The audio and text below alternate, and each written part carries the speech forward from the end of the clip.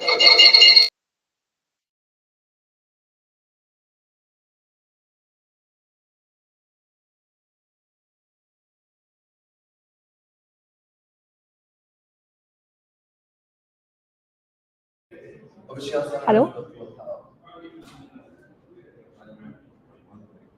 Do you need this?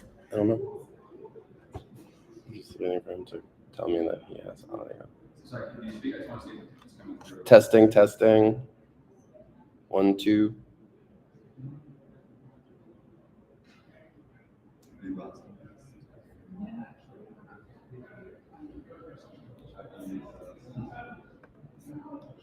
I don't know if we need Norbert to come join us. We're good? Okay.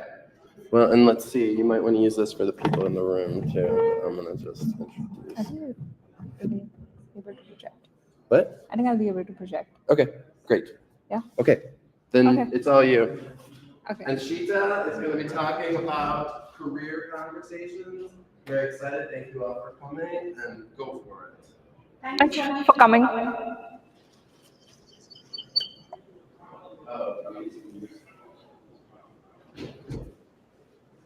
I'm good. Hi, everyone. I'm Ahshita, and today we'll be having a career conversation. I've tried to make this session very candid, where I'll talk about my journey, how I have navigated my career, and hopefully help you with some tips and strategies. So just by show of hands, how many of you here are currently students? Okay. Students, yes. What about early career professionals? Anybody who's trying to transition into a different company, a different role, or a different team? Okay. Quite a lot of people. So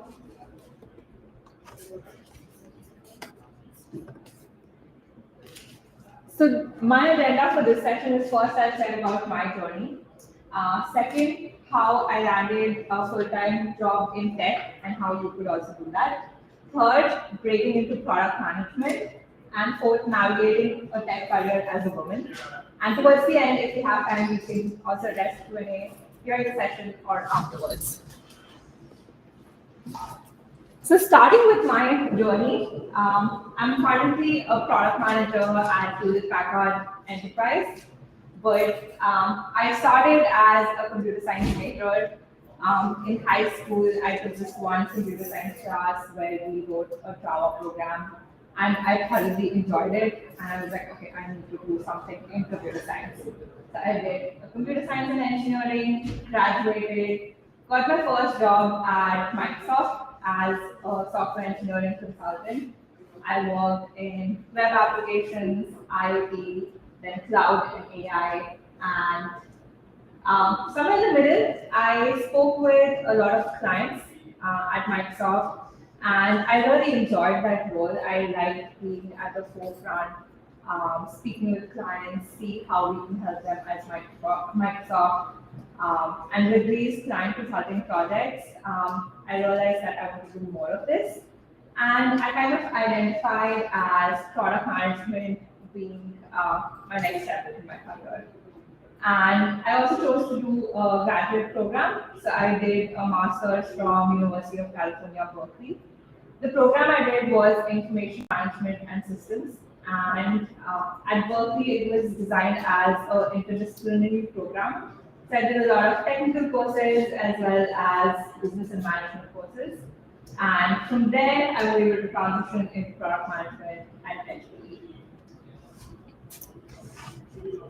So what I want to talk about here is that what you see right now is not just what it is. There's so much which has gone into it over the years, from doing engineering, working with clients, consulting, doing another degree, doing another internship again after like 5 years of working, and then becoming a product manager full time.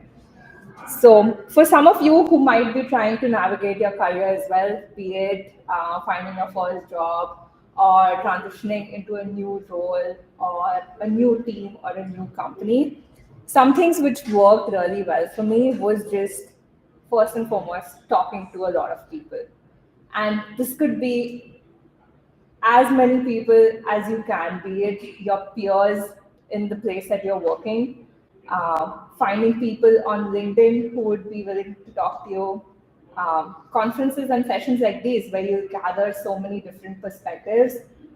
You might find someone who's done an architect degree and then transitioned into product management. I had someone like that in my grad program, and I learned so much about how there are some skills which can be transferable even from like an architect degree, which I hadn't thought of earlier.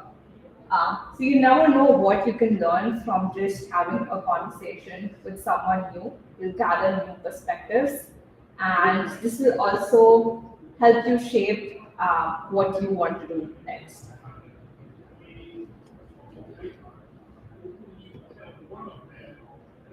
So, becoming a little more specific, landing a full-time job in tech. Now, there are some things which worked well for me, and first is building relationships. I know everybody gives the advice that, oh, you should network more, you should network with people. But what is networking? You go to a conference, you go to a career fair, you talk to 50 people, and that's it. Oftentimes you're like, oh, I've done so much networking, but nothing good has come of it. I don't know what I'm doing wrong. I would say building relationships is more important than just talking to people. That's how you network. Quality over quantity. If you talk to, say, 50 people, you connect with maybe, say, like 10 of them. After that networking session, you follow up with them, say, like connect with them on LinkedIn, have another coffee chat. It could be simple things that, you've heard about that person.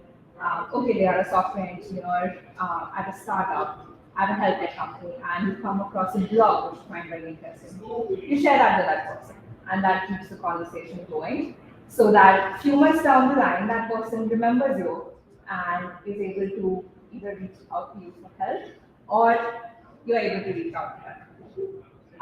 For example, last year I attended the Grace Hopper conference, and my career advisor introduced me to someone who was a director of product management. I spoke to that person at the conference, had a coffee chat, and just as I did with like say 20 more people. But with this person, what I did different was, firstly we connected. We were able to actually have conversations beyond just that, oh, I want to be a product manager, okay, what is it that you do? And that's it. We were actually able to connect, have a fruitful conversation. We stayed connected on LinkedIn, and whenever it was simple things that whenever each of us would post something, we would have something to say and we would then comment on it. And this person, who at that time I thought, oh my god, she's such a big shot, she wouldn't remember me. Next year, I got invited as a speaker, and she remembered. And she told me that, it's so great to see you here again.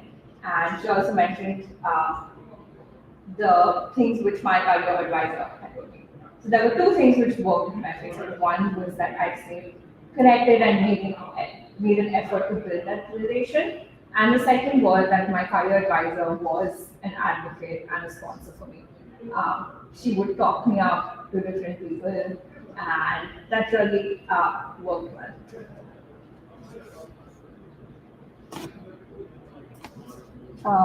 Second, identify what you want to do. So coming into my master's program, I knew I wanted to be a product manager, but really what was product management? There was only so much I knew by like reading books and talking to a few people. They were like, oh, a product manager is a CEO of product. After doing my grad program, I spoke to a lot more people in not just product management, but other similar roles as well. And for me, what I identified was a role like a technical program manager is quite adjacent to product management. So what I realized was different companies, different teams, and different roles. There are just like these slight nuances. That it's not that a product manager at HPE might be the same as a product manager at Citi, or any other computer role for that matter. So the more you talk to people, try to understand what is it that they do and who they interact with on their work lives and how do those relations work, you'll be able to really identify that, okay, this is what I want to do next. Whether you want to do it at your same company, so transition into a different role with the same team, or if you want to look at a different company or role outside.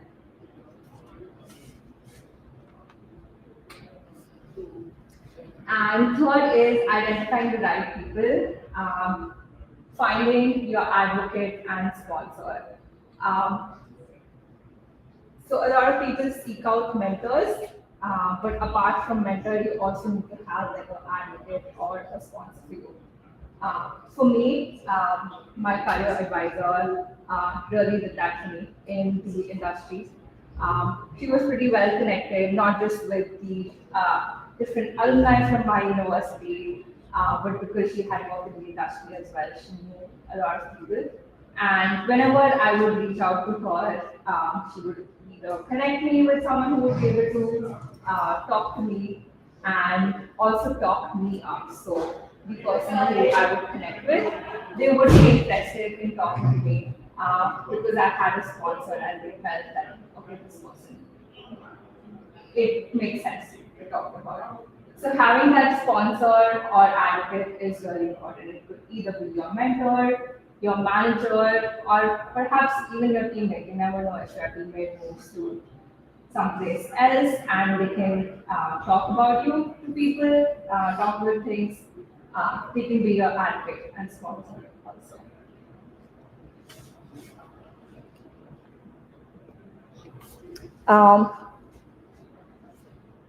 So second kind of like key milestones or transitions that I've done in my career is breaking into product management. Coming from an engineering background, worked as a software engineer, this was kind of a daunting task.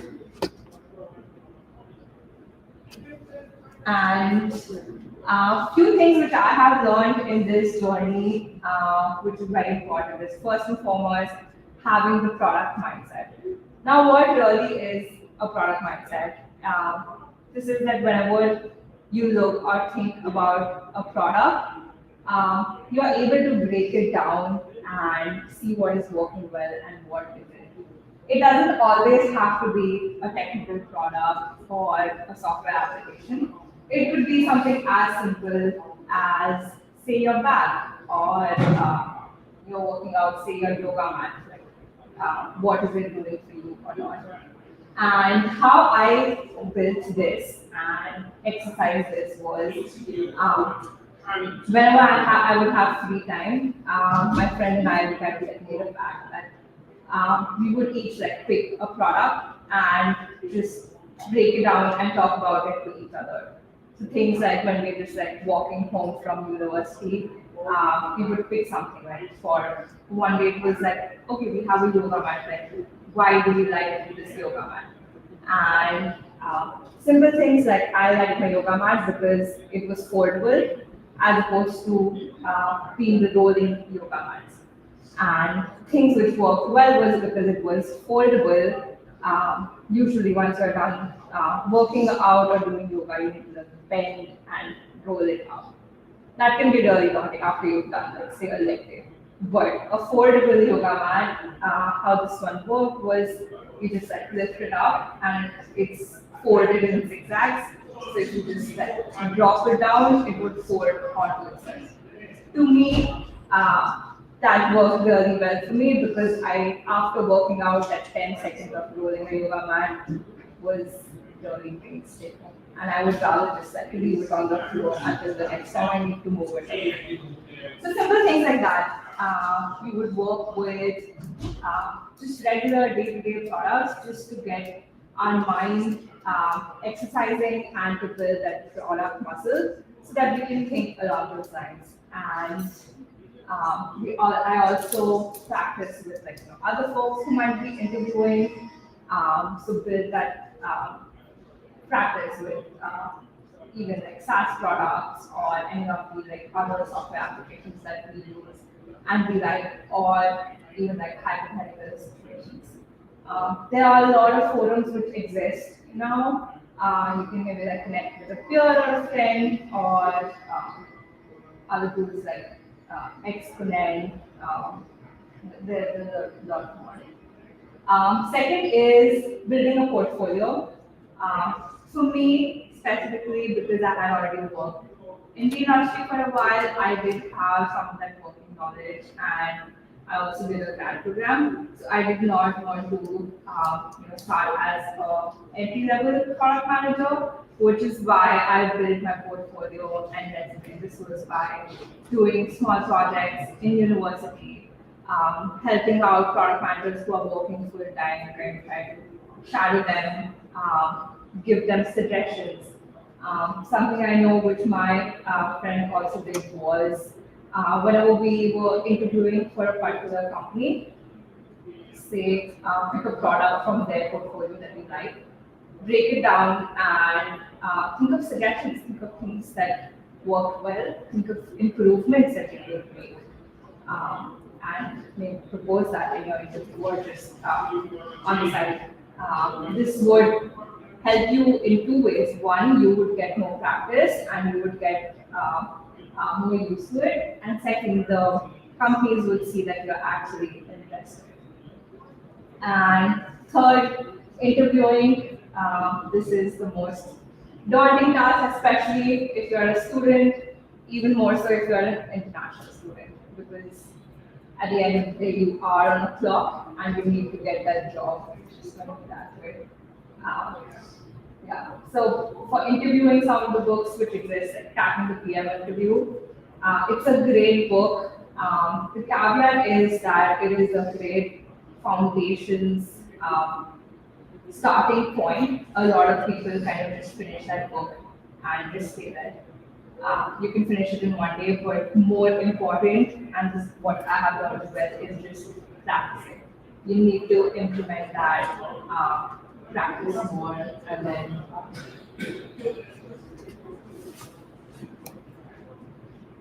okay. Third kind of point in my career is just like navigating a tech career as a woman. How many of you are surprised by this number?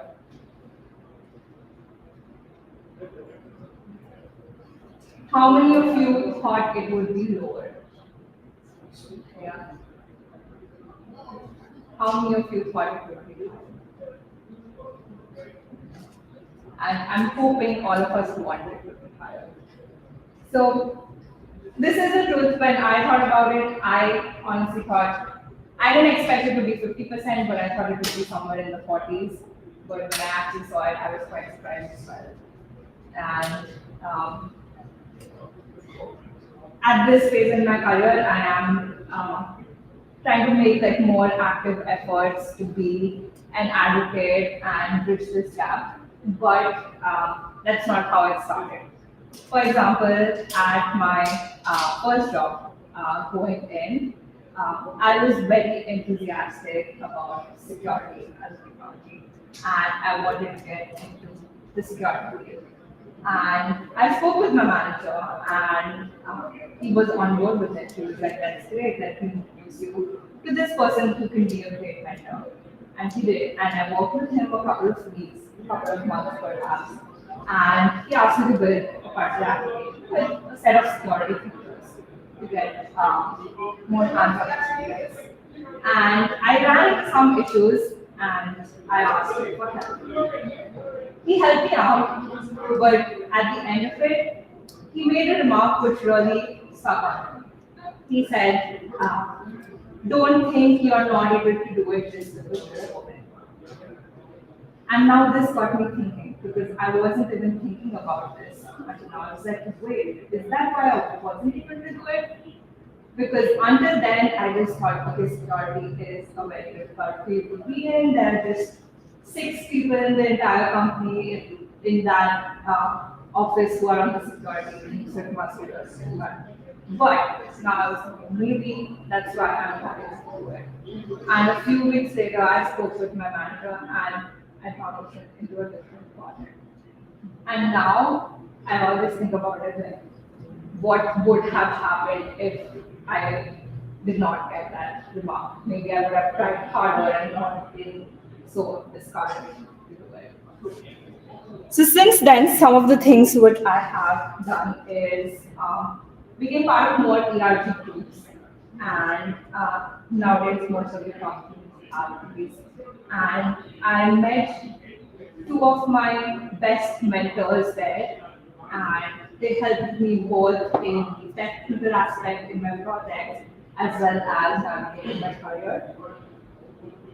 And second, now since I have more experience in my career, I try to be a BI advocate and leader in grad school as well as in my current company. And I think I would say I'm lucky that my managers are very supportive of this. Third, I became a I Am Remarkable trainer. This is an effort which is led by women to get more women and underrepresented communities talk more about their achievements. Statistics say that women and non-binary tend to not talk about their achievements. So this is kind of just to like uplift that. Fourth, I've been involved with Anita B. Org and Grace Howard conference, and I recently spoke at the conference as well.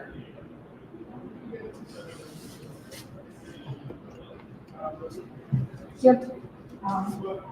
Any specific questions that you might have? Please feel free to collect.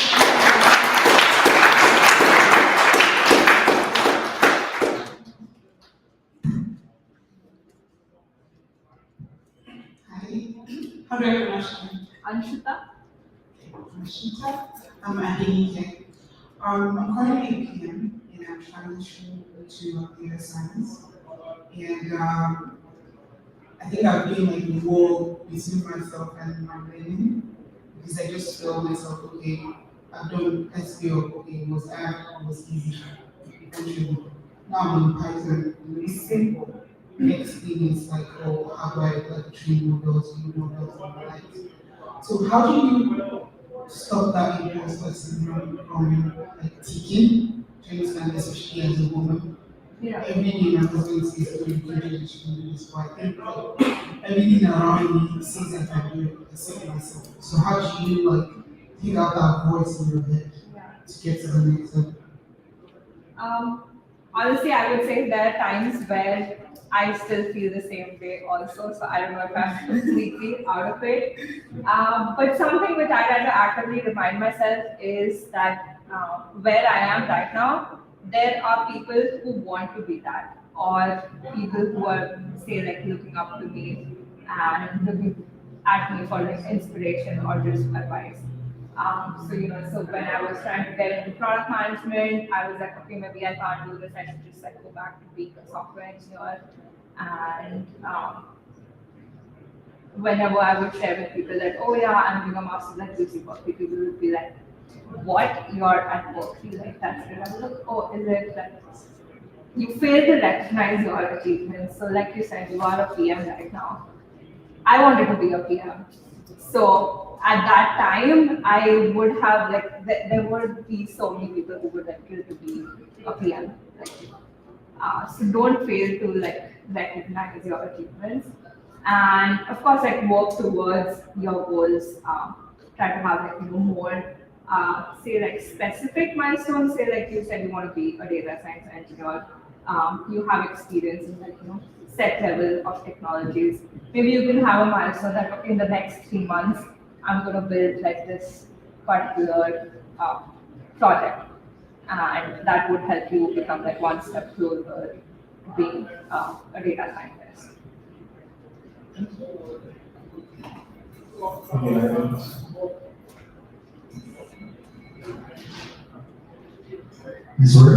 So, could you talk about the value that that master's gave you, and then also like the comparison between getting an MBA versus a technical master's? do you feel like you could have transitioned into the PM role a little bit easier?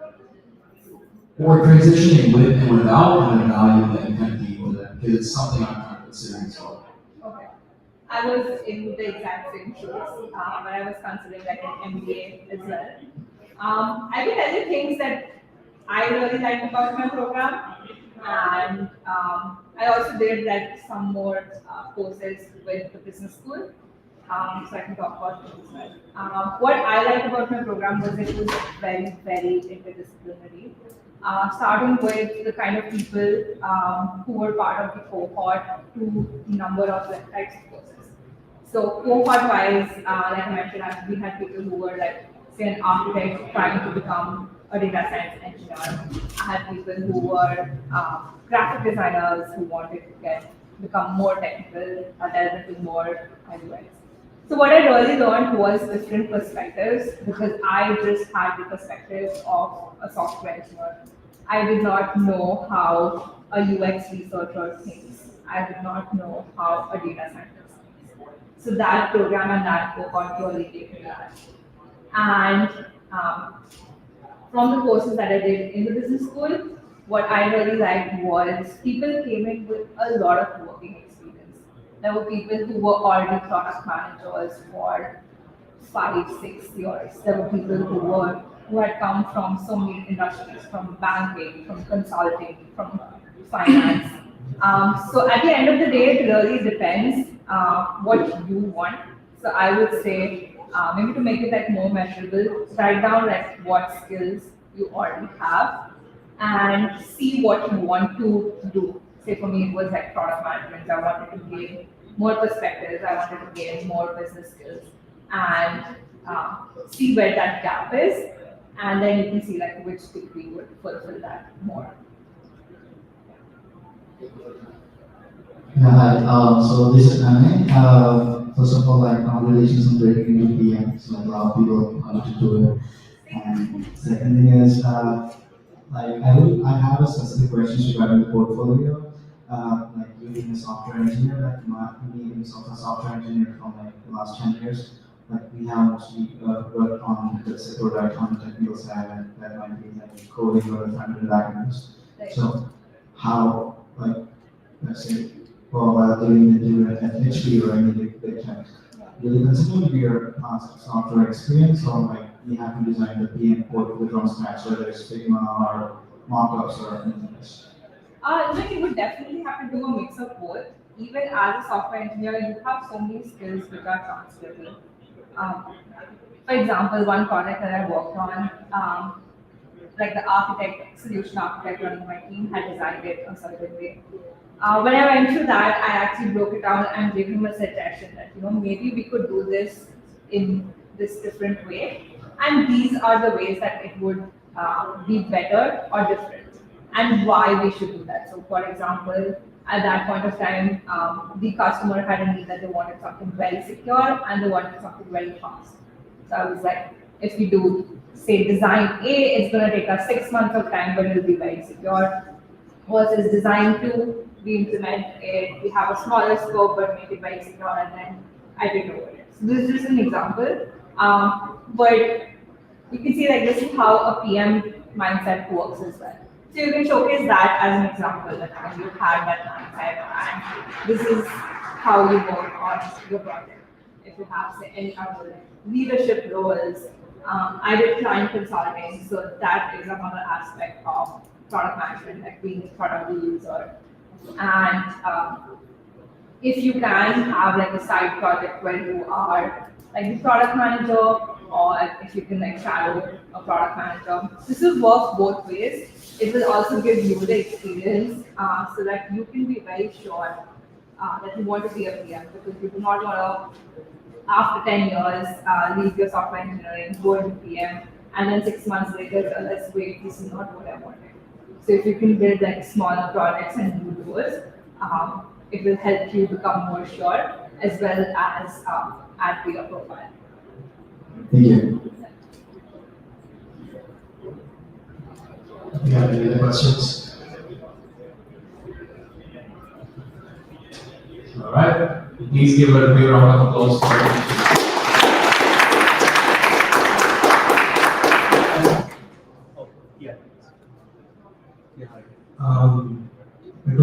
when you transition to this product management role, is there anything that surprised you with the role compared to your initial expectations?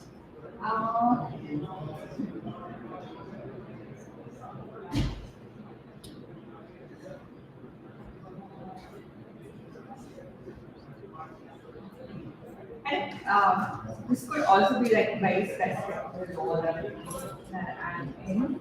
Um,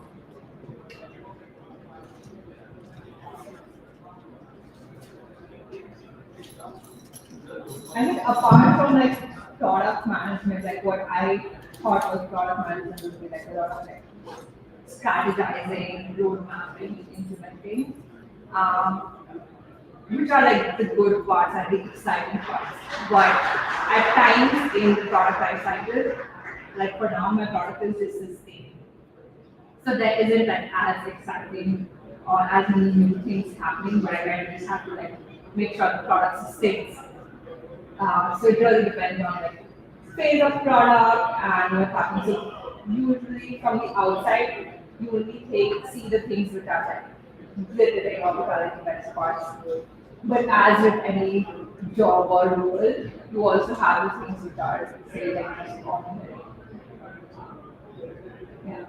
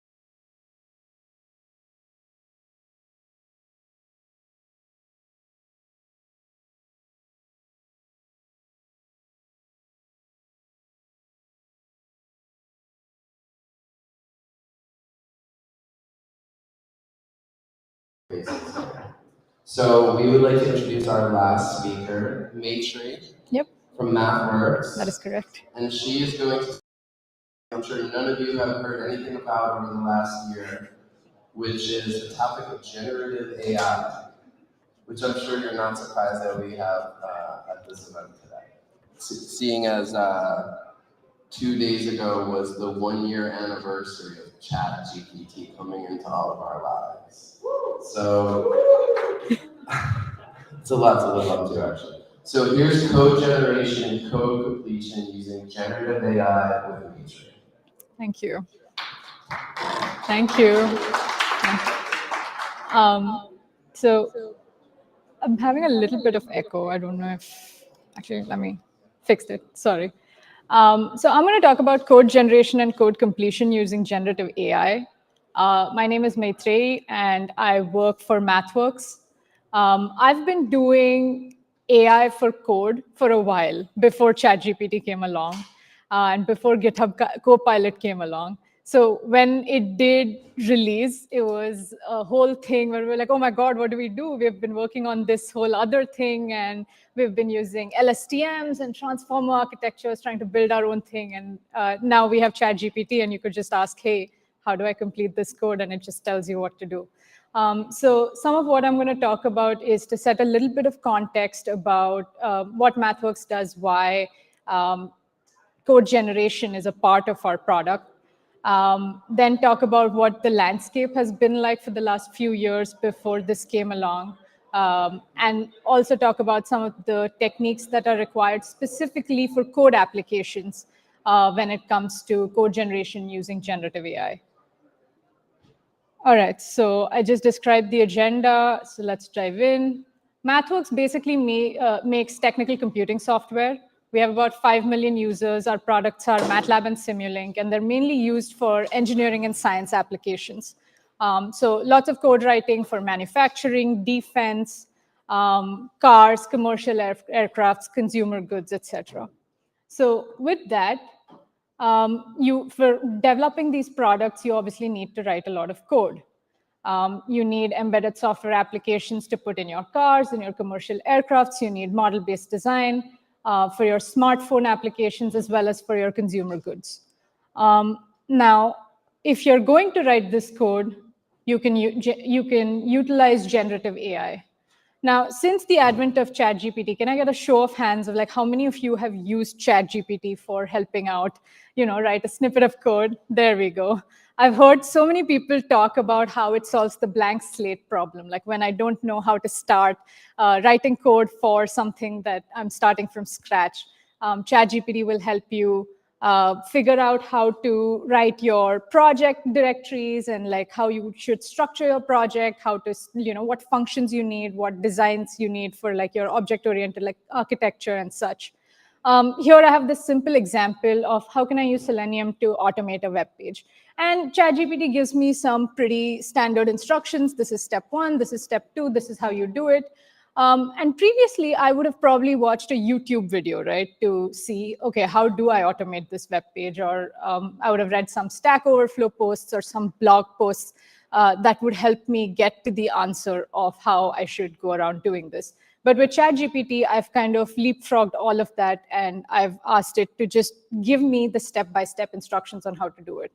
Now, granted that when I do this, there are a few errors that I need to correct or some edge cases that I need to take care of, but nothing that a simple search can't fix. So the time that it takes me to write the same amount of code and the learning curve that it would have taken me before the advent of generative AI has kind of gone down dramatically as a result.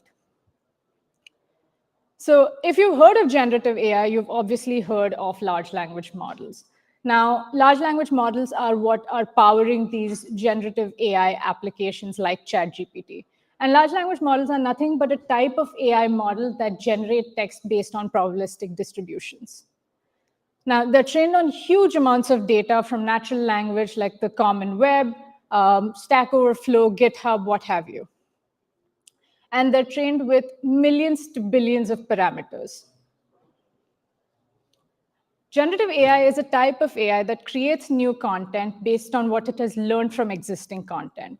And so it's different from your usual classification or prediction models that can be more discriminative and actually generates new content based on what it has seen before.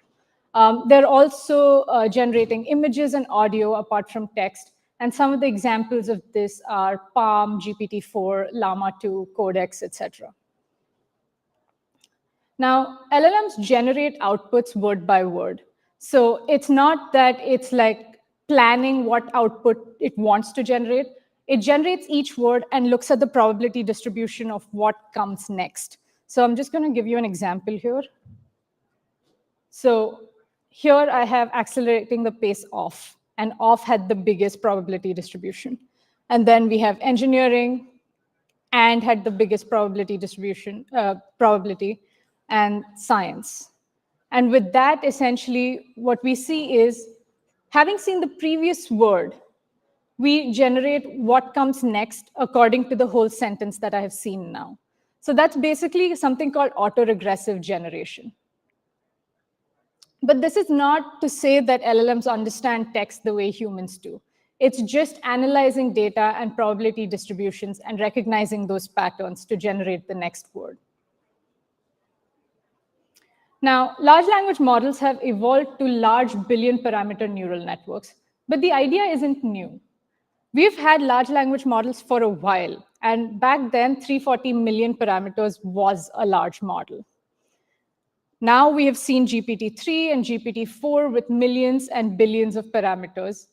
Initially, we only had encoder models, which were not capable of generating text because encoder models basically did this thing where they would represent the text that you fed it with an intermediate representation. And then the decoders would decode this intermediate representation to tell you what's next. So we've had them for a while. The key has been to create these generations as a result of these large language models that have been around and build on top of them. LLMs use something called a transformer architecture. So I know I threw around words like encoder and decoder in the previous slide, but basically transformers is the name of the architecture that was introduced in 2017 by Google. And they had this key insight where they used attention, and the paper was called Attention is All You Need, which was this key breakthrough for this entire field. Transformer architectures are basically what form the backbone of the LLMs today. They're also a huge improvement on their predecessors, which was the LSTM architecture, which was based on recurrent neural networks. And these are all networks that were used for prediction in data that was like time series data or sequential data, any kind of application where you wanted to predict what is next.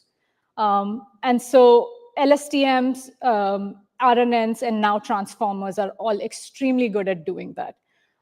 Transformers are also an improvement on LSTMs because they're able to handle a larger context.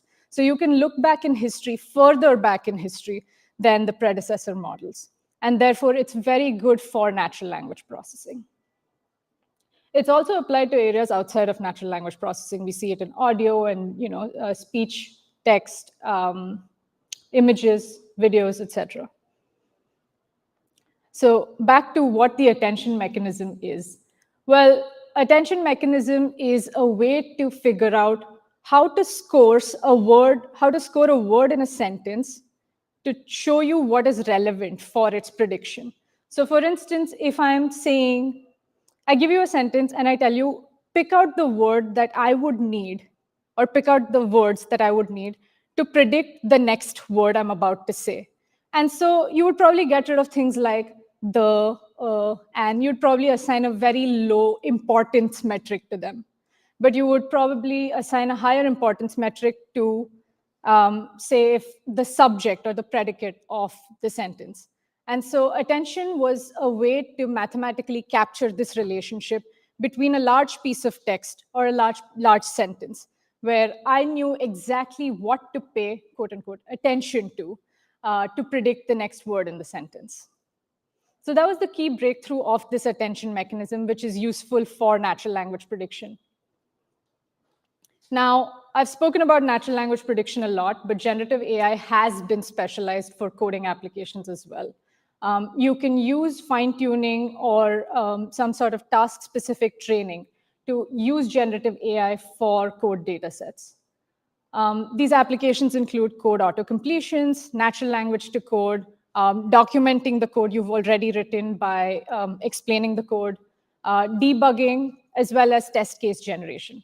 So given a piece of code, write tests for it, and then ChatGPT gives you a neat set of tests that you can probably use straight out of the box. Some of the models that are specialized for these coding applications are models like Llama, StarCoder, which is an open source model which is trained on this huge data set of GitHub code on multiple languages. I believe there's 80 programming languages that it is trained on specifically. And then Cody, which is a coding model for that Google has trained. Before generative AI, coding suggestions were rule-based or statistical. So you would use predefined rules and patterns for predicting what is next or whether your code is correct, it's going to run, it's going to compile. Then came statistical language models like Ngram, which is also commonly used in natural language processing, where you look at the previous N terms to see what comes next. Machine learning was a big jump on these statistical patterns using long short-term memory, transformer networks, RNNs. Those were able to give us a big jump. And finally, now, large language models, as a result of being trained on so much data, are able to understand the relationship between natural language and code much better and have given us the 10x jump in making those code predictions and code generation. So now I'm going to talk about AI-assisted coding suggestions models. And this is going to be specific to what is required to take these large language models and make them suitable for coding applications. So AI-assisted coding suggestions are different from your general language suggestions because they need to be accurate, they need to be fast, they need to be secure, and they need to be very small. Especially if you're coding on an edge device, you don't want to be waiting for a while for a suggestion. You also want to make sure that if you're writing proprietary code, for instance, if you're a defense contractor, you don't want your code to be sent to a third party. You want to make sure that all your code stays on device, the model that is running is on device, and you're not connecting to a third party where you don't have control over what data gets sent, what the privacy agreement is, etc. Additionally, you don't want to wait for 5 minutes for a code suggestion to show up, like a block of code. You're much better off Googling it or asking ChatGPT separately instead of being in your editor writing this code, waiting for a suggestion to show up. Again, according to the rail performance model, you will lose context if you don't get that output quickly enough. So how do we make sure that the model is small enough? How do we make sure that it's fast enough, accurate enough, and I can deploy it offline on your edge device? So we have realized through research that given a fixed computation budget, the number of parameters, which is basically another word for how big the model is, and the training tokens, which is how big your data set is, should scale proportionally. So the bigger your model, the more data I need.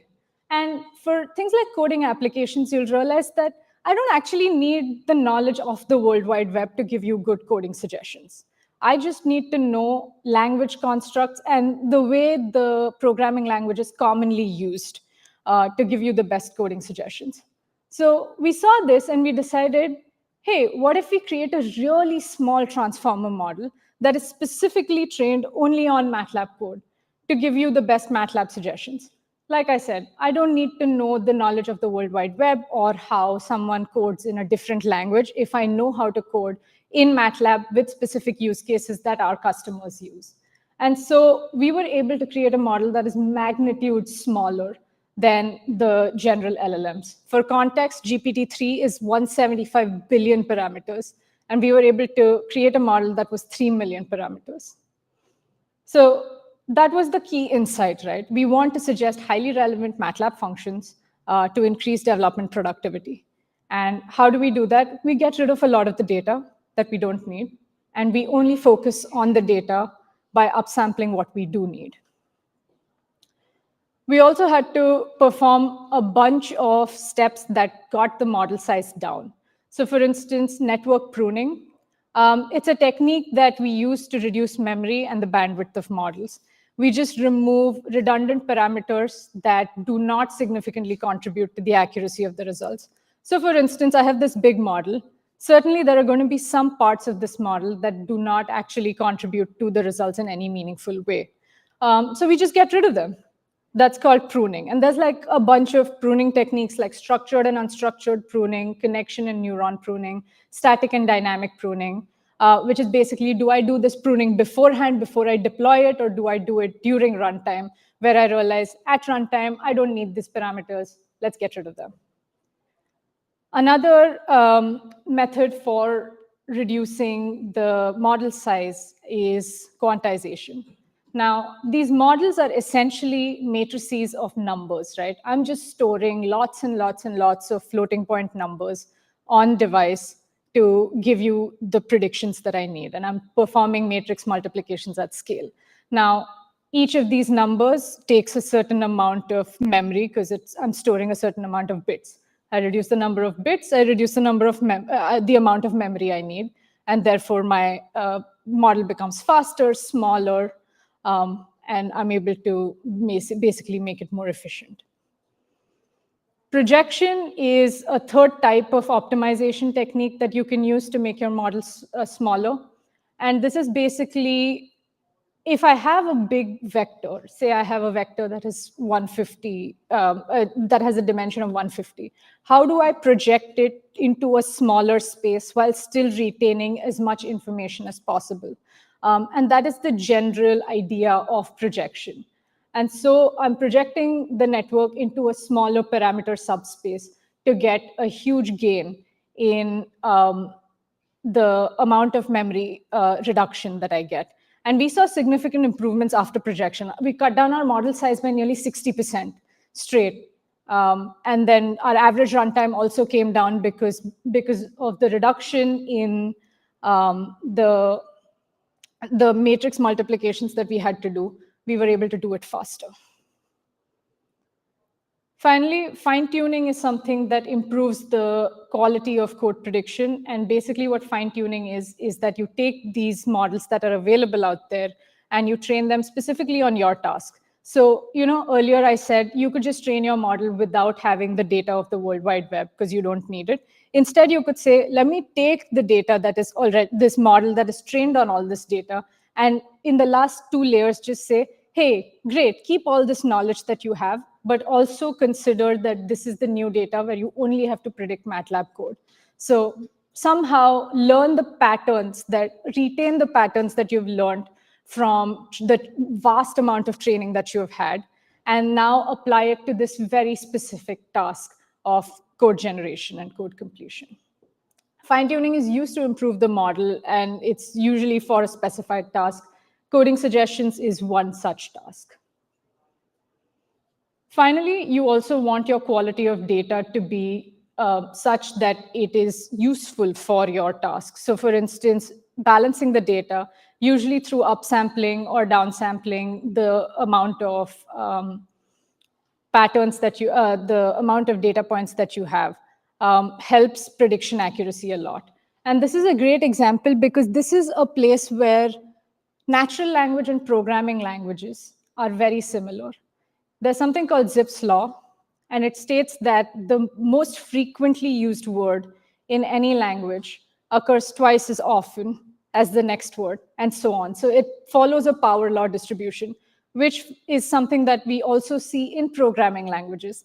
The most frequently used keywords are often used twice as much as the second most frequently, and so on. So that's how natural languages and programming languages show similar data patterns.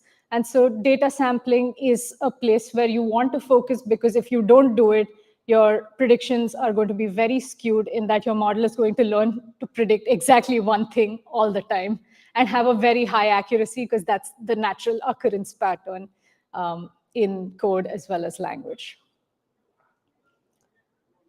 With that, I'm going to talk about how you assess these models.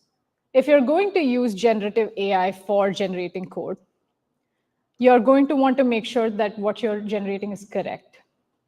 Now, for MATLAB specifically, LLMs can generate these MATLAB code snippets, but oftentimes these can be incorrect. Here, on the left, there is this diagram of what ChatGPT turned in, and on the right is what they should have had. And so while ChatGPT's plot looks neater and something like something that would be the answer of an assignment, what the professor was looking for was actually what's on the right here. So there's a bunch of issues with the generated code if you're not verifying the output. Some issues will include things like syntax errors. Sometimes ChatGPT will suggest non-existent functions because it doesn't actually know whether a function belongs to a particular programming language. It just assumes that those are patterns that it has seen before. Similarly, there could sometimes be logical errors in what it is generating. So as a result, the code that you're generating needs to be verified because it can contain performance issues, inefficiencies. Sometimes it can use constructs that are not optimized for the programming language that you're using. For instance, MATLAB is big on vectorization. And oftentimes, because MATLAB doesn't occur that frequently in ChatGPT's training data, you see that it suggests something that's like a Python list comprehension, which MATLAB doesn't have, but it has another way of vectorizing that code that it's not suggesting. So it's incorrect. Similarly, non-compliance with coding standards. If you're going to write code for mission-critical applications, you want to make sure that the code that you're using is not just copy-pasted from ChatGPT. You also want to make sure it meets your code quality standards. And sometimes it has lack of error handling or edge case considerations. There's something called pass at k, and it's a common metric that is used for judging the correctness of code generated by generative AI.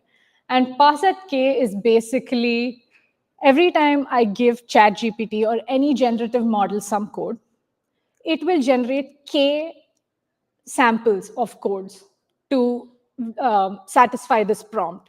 Out of the k samples that it generates, I want to make sure that at least one passes the unit test cases. And so this is the pass at k metric. And when you're training these large language models for code generation, you will often use pass at k as a way to verify this. And some of the most used benchmarks for this are human eval, which is a set of hand-curated Python codes, programs with unit tests, eval plus, apps, which is it's a data set that basically has examples from competitive programming websites and these coding competitions, and then MBPP. These are some of the most commonly used benchmarks for evaluating pass at k. Now, static code analysis has always been around in these code editors, and that basically can be used to measure metrics of code completions, even if pass at k test cases are not available. Now, when I spoke about pass at k, I spoke about these unit tests that you were testing against. But sometimes you're writing code, and that context is not available. Your unit tests are not available, or sometimes it's just an incomplete script.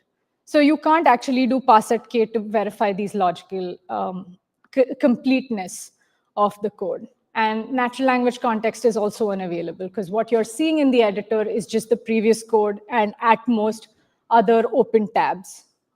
Now, as a result, what you can use for code verification is static analyzers. So ChatGPT is generating code while you're in the editor. What you're doing is verification and validation through these static analyzers that have always been around. Now, verification and validation needs to be fast. And the test cases, since they're often unavailable, are difficult to use. So some of the metrics that static analyzers can evaluate are something like cyclomatic complexity. Now, cyclomatic complexity is basically the branching factor.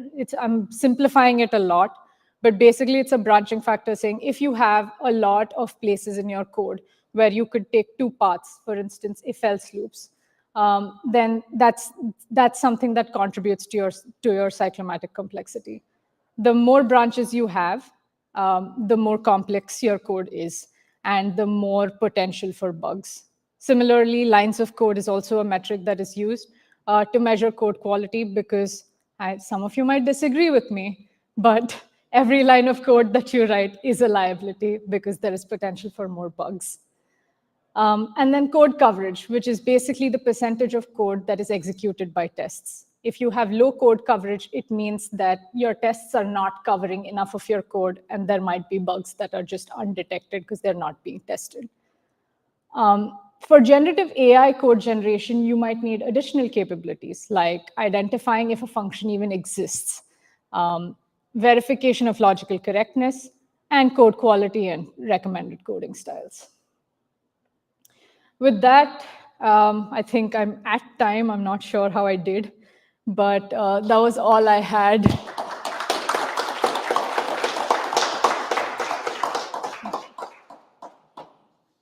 I don't know how we are on time, but I can take questions. Sure. Can you just talk a little bit about your experiences in the pruning phase? That sounds like it would be very interesting and possibly pretty frustrating moments. It can be because so you want to prune mostly your fully connected layers. You don't want to prune layers that are actually doing the sequential, like your LSTM layer or your attention nodes.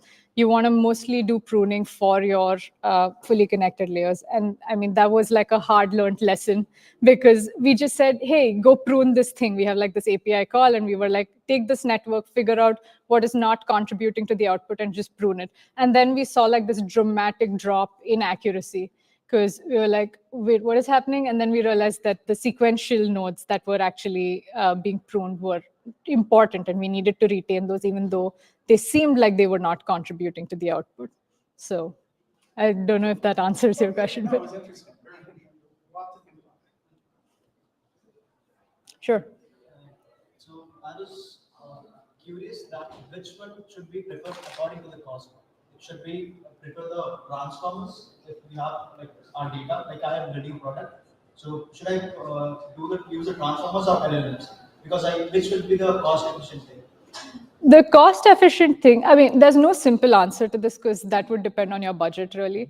At the moment, if you're going to use an LLM, I don't know that there is enough compute that you can throw at it to do your own LLM training. At the same time, the LLMs that are most capable cost money. And so depending on how many times you're going to send a request, you're going to have to do some back of the envelope math to evaluate whether it's feasible for your business model to actually make those many requests. For instance, if you're spending $200 per day per user, that's not a feasible business strategy for sending those requests, even if you get the most accurate results. Instead, you might be better off building your own smaller model that might not have the best accuracy, but it's good enough and cheap enough that you can build it in-house. Just to give you an example, GitHub Copilot is losing money per user. It's losing like $20 to $80 per user per month, which is a high cost. And I'm guessing that their bet right now is that the cost of hosting these LLMs and sending these requests will come down dramatically. So again, like it really depends on what your budget is and like what your need for accuracy is. If it's mission critical and you think that I need that accuracy no matter what it costs, go forth and use an LLM. And do you think that the models like this DALL-E 3 and Llama will develop in the future more and it will be used like a ChatGPT and all? Yeah, I think Llama, DALL-E, StarCoder are kind of good enough where you can quantize them, you can make them smaller, you can fine-tune them, and get better results out of them. So I do think that at least some of these open source models, especially those released by folks who have the compute, are going to keep getting better. Thank you. Do you have time for more questions?